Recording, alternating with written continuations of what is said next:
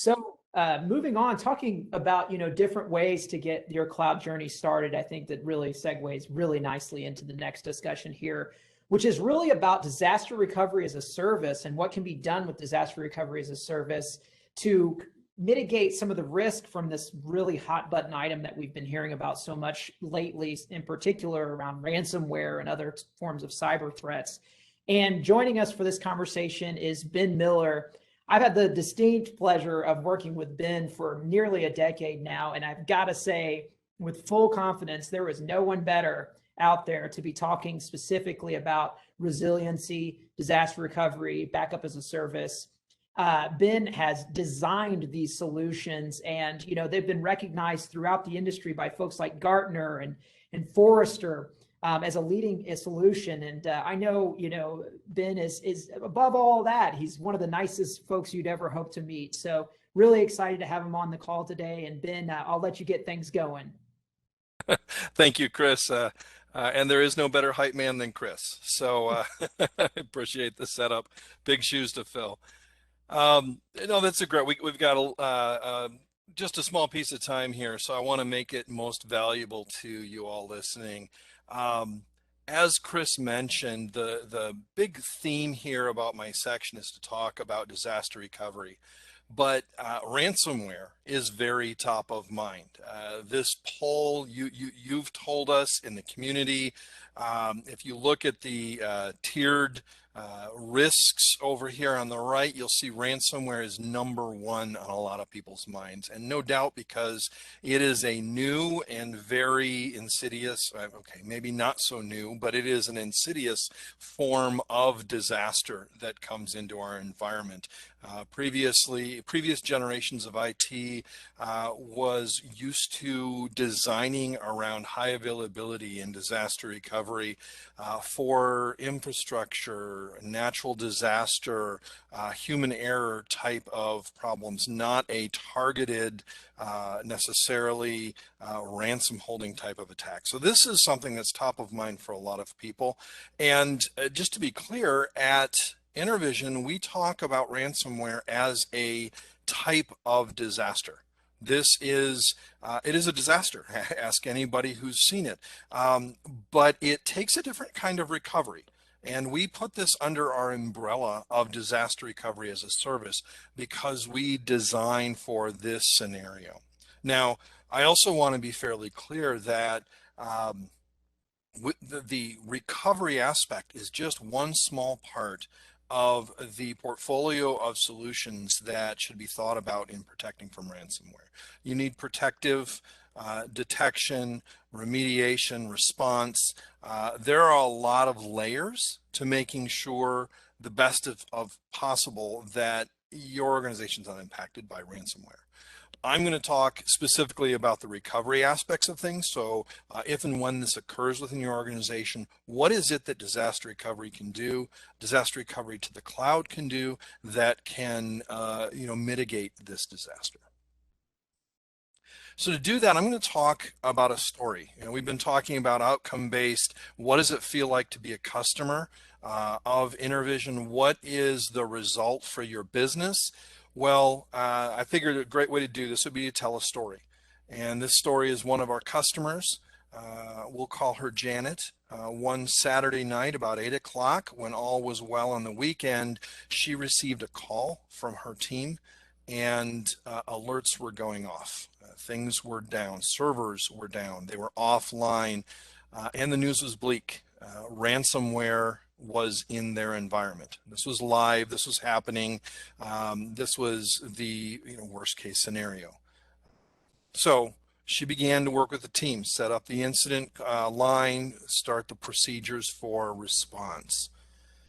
However, before she was able to dial into that incident line, she actually got a call from InterVision saying, we noticed there's something wrong in your environment that you're replicating to us, and we wanted to see if you needed any help. This was from our end. We saw something was falling off the rails and reached out to her. And she said, no, wait, give me a minute to get my assessment going, but stand by. And that kind of gave us the Ready 5 flag to get the troops in order and get ready to respond to a situation. So she got on the call and found that the damage was pretty thorough and devastating. There were about 40 terabytes of data throughout their critical file shares and application servers that were all encrypted and offline. They were getting the ransomware screen. Things had been deleted. Things had been infected. And the calls were starting to come in from the end users saying, hey, what's going on? And she knew that would continue, because even though it was 8 o'clock on a Saturday night, there were people that worked 7 days a week around the clock in this organization. Now, the good news was they were able to isolate and identify the active malware, get it stopped, and identify what specific servers were infected. But they needed to be able to hold on to all of that data and all of that environment long enough to get the forensics that they would need to turn into their insurance, as well as any kind of law enforcement or other type of involvement. So they needed to keep a lot of that infected data in their infrastructure. They were still down at this point. So she called back InterVision and said, okay, here's the situation. She described the scenario, and talking back and forth with the recovery team, they said, okay, yeah, I think your best solution is let's get this recovered. And they pulled the trigger on getting their environment recovered into cloud. Now, the recovery team brought the entire infrastructure back online in an isolated bubble in 10 minutes. All of the servers, all of the data, everything that was affected was in a bubble at a point in time right before the ransomware bloom. And they were able to go into that bubble and determine by running the appropriate tools that those were clean servers, those were not infected, they were ready to go. And so they committed and said go, and so that rearranged the routes in the DNS components so that end users were now connecting to the DR center. In less than an hour, that entire company was back online and working. 40 terabytes of data, all the critical applications, the user and end user routing and communication. Anybody who connected in after 9 o'clock that night, they had no idea anything was going on. Now, working with InterVision, Janet and her IT team essentially ran in a hybrid state for the next couple of weeks. They were able to identify servers that they wanted to bring back, that they wanted to leave running in cloud, make sure things were cleaned up, be able to delete the capacity, delete the infected components from their side so there was capacity to bring workloads back. And after 2 weeks, they committed a planned maintenance window to roll the environment back to their production data center. And they flipped the switch and they were back online 14 days later as if nothing had happened. Now, that's a pretty happy ending to that story. And the business owners told Janet they've been paying for this service for 3 years and every penny was worth it, because they essentially had 1 hour of downtime from a ransomware event, from an event that has taken businesses like theirs out completely, that they didn't return to business from that activity. And they had 1 hour. And that's an outcome based. That's what we design this for. That's what we build this for. That's our passion about the disaster recovery experience when you're working with InterVision. So let me talk a little bit about the components of why this was successful. They had protected their data and it was off-site. So all their eggs were not in their basket. And this is where the whole conversation of cloud, where's a great place to put it? Off-site. Proactive monitoring and detection. They had detection in their environment, so they were able to detect this while they were dealing with it. They had a familiar recovery team. They've been working with InterVision over the last 3 years. They've been practicing this. They knew the team and they could have a conversation, say, hey, is this a quick thing? Is this, they could talk a little bit about what the scenarios look like. They had an up-to-date playbook. Because they've been testing, their playbook at worst case would have been 6 months old. In this case, it was only a couple months old. They knew they had a playbook, and I call it a playbook because it covered infrastructure outages, ransomware outages, human error type of scenarios. So it's more than just one run. So they had a playbook that was up to date and it was ready to go. They had practiced it. And this to me is one of the biggest things. They didn't have to dust off a binder and say, hey, is this going to work? They were able to go, hey, hey, we're calling play X, and we practiced that, a couple months ago. We're all familiar with it, and let's go. They had a team to run recovery. This is a message that you have heard a number of times on the summit already about focusing your internal resources on the strategic and letting somebody else take care of the keep the lights on projects. This is one of those examples where they were able to focus their internal IT on taking care of their end users and taking care of other aspects of it while the InterVision team ran the recovery. The InterVision team brought that infrastructure running up in cloud, and they didn't have to take those resources off talking to their end users or working through other issues that they were facing, the cleanup. And they were running in a production quality target where they had elasticity to grow and shrink and all the resources of availability. So they weren't urged, they weren't in a press to get out of the DR. They could do that at their, at their leisure. And they had a failback plan. Again, going back to that playbook rather than a run book, one of the plays is how do we get back home? So they had all that laid out, and that's why this was a successful thing. Now, that sounds like a lot of work. That sounds like a lot of stuff, but that's where I really push a fully managed service for the disaster recovery, because having a target in the cloud is fantastic. There are great software tools. There's great technology out there to put your data someplace else to replicate it. But what that doesn't replace is all of the know-how, the effort, the practice, the people hours to make this a living and executable situation. So that's why this was a successful play, and that's why I really encourage people to leverage a partner to do that managed recovery. Now, how does this strategy start with? And another message that you've heard on this today is about this is a business problem, not a technology problem. Focusing on the outcomes of the business. So that's our, the number one place to start here is business support and guidance, starting at the top, finding out what is critical to the business to have online. IT has a lot of great ideas about that and probably intuitively understands, based on who screams the loudest when something goes down, what is most critical to the organization. But getting that guidance about what is critical also establishes is what the business is willing to invest in mitigating risk against that and how fast that needs to be up. Those are critically important. Everybody wants it up all the time, 100% of the time. That's just not a reality in our world. We can get really great, nines in terms of uptime, but there are no perfect guarantees. That's why there's disaster recovery in existence. So once you have that business guidance and definition, getting into the RPO and RTO defined, we actually work with our customers to go through what we call our recovery assurance approach to continue the design and build and execution of this disaster recovery. And I encourage you to think about this even internally, whether you're doing a managed service or not.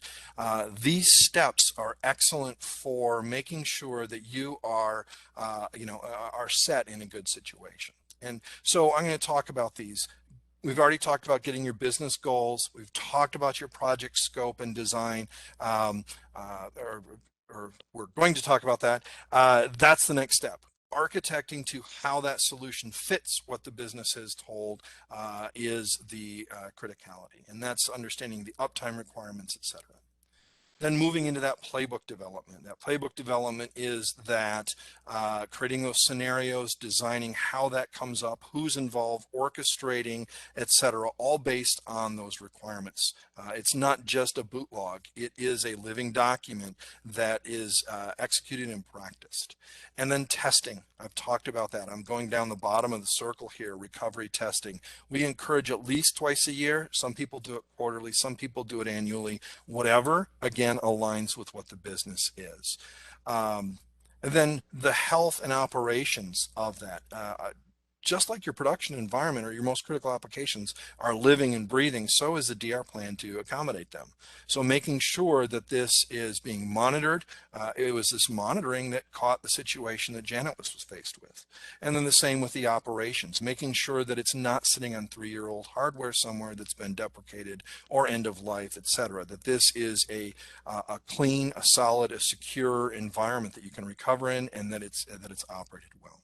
And finally, managing the event. If and when it happens, we're looking at the orange circle on the right.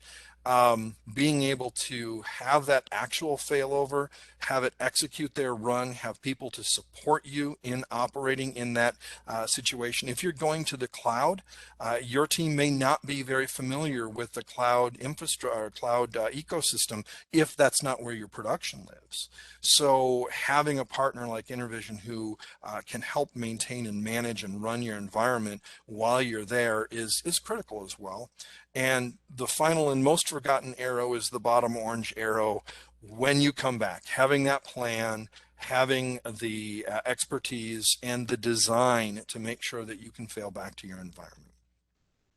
I'll talk a little bit more deeper about this in a moment, but there are, as we got into that bottom left circle about architecting it, there are 3 things that we kind of ring the bell over and over again about making sure are part of the design so that you can have a successful recovery in the face of ransomware. Ransomware that likes to hijack credentials, that likes to encrypt data, that likes to actually seek out and delete backups and DR data actively.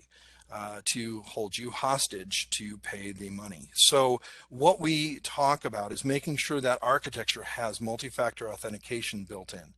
Credentials that have MFA that require something off of your, a number off your phone or a dongle or something are going to be stopped from hijacking credentials and deleting or messing with your systems.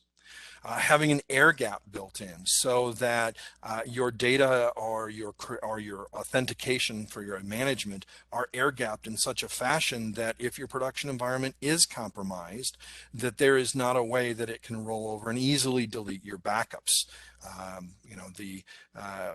One way to look at that is if you think the old style of shipping tapes off to some place, that was a literal air gap. There was air between production and your backed up data. In modern world, that could be perhaps sending it to a different cloud or a different account or something where there's a control plane or a means that nothing in production literally can touch or delete the data that's being protected.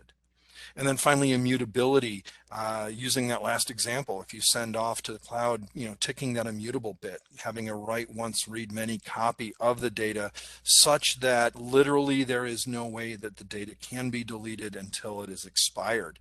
Even if you're on the phone with somebody at the cloud provider saying, no, please delete that data, you have to wait it out. And that's that way for a reason, so that the data can't be hunted down and deleted as part of ransomware infection. So we hit on those 3 pillars as part of that architecting and design. Moving on to the next slide, I'm going to talk a little bit about the way we address some of these in the tiers. And essentially, we help customers break up their applications based on those business requirements into different tiers. We know that this is a way for a lot of customers where there's workloads that need to be running as part of production to help with failover. Those could be VPN, it could be Active Directory, they could be database clusters, etc. And we categorize those as a DRaaS run.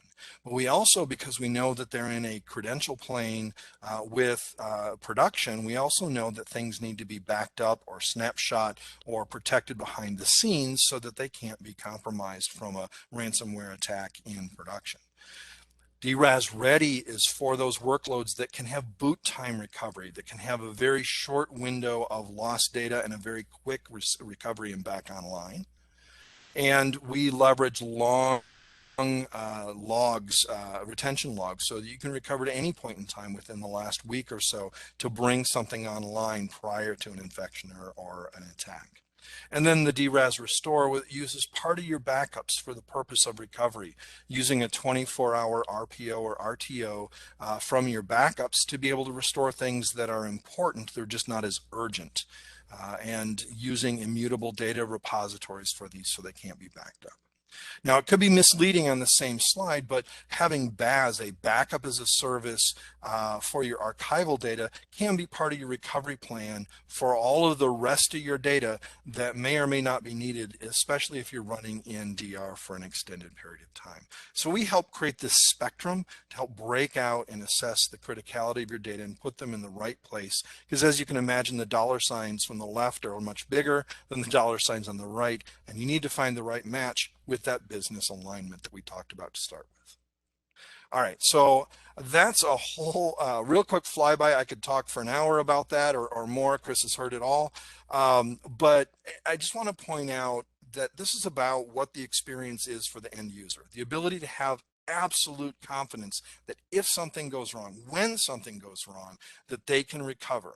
And you can talk to our customers. You've heard a number of them on the summit today talk about their experience with us. In G2 Crowd and Pure Insights, kind of Yelp for IT, if you will, we have 5-star reviews. You can go check those out yourselves. You can see what our customers are saying about why and how they value what we do for them in that disaster recovery as a service. You can also see the note here from Royal Technologies. That goes back to some of the conversations that people have brought up about that first step into that journey to the cloud. If you're not in the cloud already, the ability for them to be able to say, we are shifting that direction. You heard about Land of Lincoln as well. They were looking at shifting the direction of leveraging the cloud in a powerful way. And one great way to break that ice is with a disaster recovery implementation with a partner who can provide managed disaster recovery and transition that into what you heard with Amran, that fully managed experience as you do that journey. So even if you're just dipping the toe to start with disaster recovery, or you're going that full length, leveraging the cloud for this is very, very powerful in leveraging a partner. And essentially, to close it out, why using InterVision DR to the cloud? Cloud is elastic, it's huge, and it's an excellent use case for our proven, guaranteed, tested, and documented disaster recovery as a service that gives you that outcome of 100% confidence that you are going to be able to recover when you need it. Awesome. Thank you so much, Ben. And yeah, I think, a big takeaway from me, and I've heard this from several clients, is that disaster recovery does really represent an excellent first step use case. It's so often that we know the capability of cloud and what can be done, but it's like, where do you even start? And of course, you got to keep your day-to-day operations rolling as well. And DRaaS and DR in general, backups in general, represent a great use case. We hear that from our partners at AWS as well, as that's one of their leading use cases. So thank you so much, Ben, for that conversation, and definitely appreciate your expertise. Thank you.